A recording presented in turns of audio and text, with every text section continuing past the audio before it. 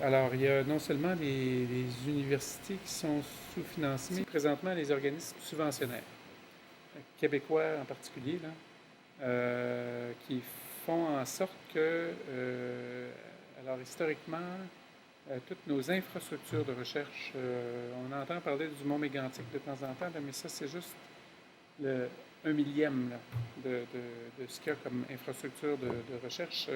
Et là, c'est des trucs vraiment qui supportent aussi l'industrie et machin truc.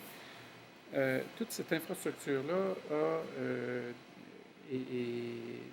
n'est pratiquement plus supportée ou n'est supportée que par ce qu'ils appellent les frais d'usager. Donc, moi qui vais l'utiliser parce que j'ai eu une subvention avec telle entreprise, puis là, je réussis à payer les frais qui deviennent exorbitants. Fait que là, ça me tente plus d'aller payer des frais.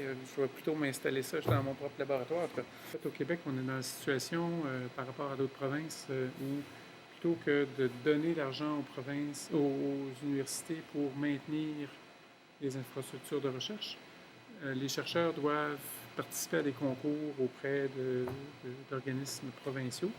Mais là, eux-mêmes ont de moins en moins d'argent. Fait que là, comment est-ce qu'on fait pour maintenir dans les laboratoires des gens qui sont engagés sur des subventions? Donc, si la subvention disparaît, on perd le technicien de machin truc qui est la seule personne qui est capable de faire marcher des appareils qui valent des millions de dollars, puis, ben, on va fermer la machine.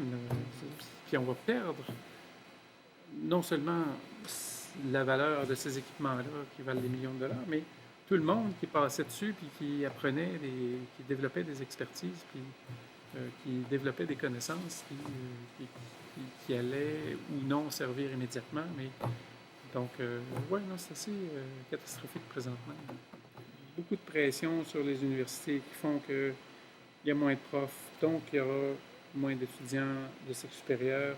Les groupes vont augmenter, donc la tâche des profs au premier cycle.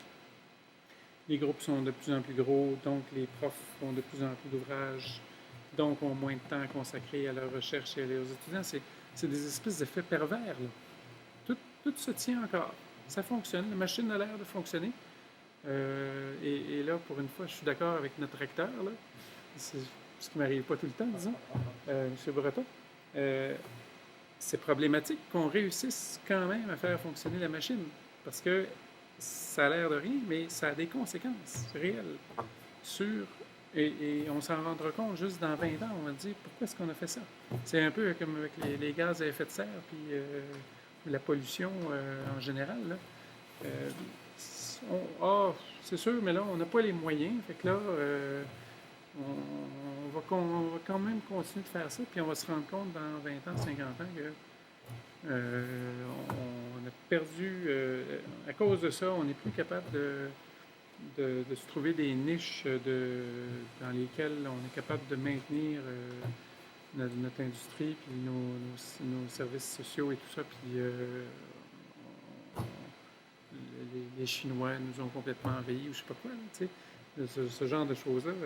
On n'a pas le choix, on est condamné à l'excellence, là, et pour maintenir notre niveau de vie, disons-le comme ça, et en maintenant pas des universités capables de générer de l'expertise et tout ça, aussi bien sous forme d'étudiants que sous forme de produits de recherche, articles, etc. On met en danger notre futur, puis on va s'en rendre compte juste dans 20-30 ans.